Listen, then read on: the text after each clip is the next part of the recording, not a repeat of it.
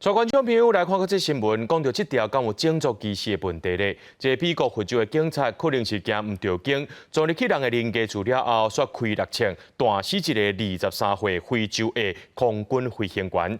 即马家属是要求追查真相，而且这警方呢也公布执法的影像咯。Step out. Drop the gun! Drop the gun!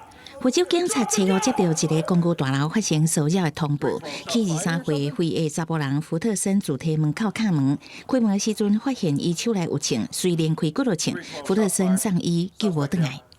He shot up. My baby was shot up.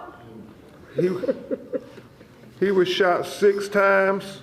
福特森是自赫尔伯特机场的特种作战连队国际飞行员。代志发生的时阵，伊家己一个伫厝，甲女朋友时常对话，所以女朋友有听到规段过程。对律师表示，因当时无发生任何扰乱。福特森听到真着急的敲门声，透过门框瞄眼看无人，所以有警戒，去牙穿防身，煞就听到连小帅的庆声。伊的女朋友认为警察一定是找唔到警啊。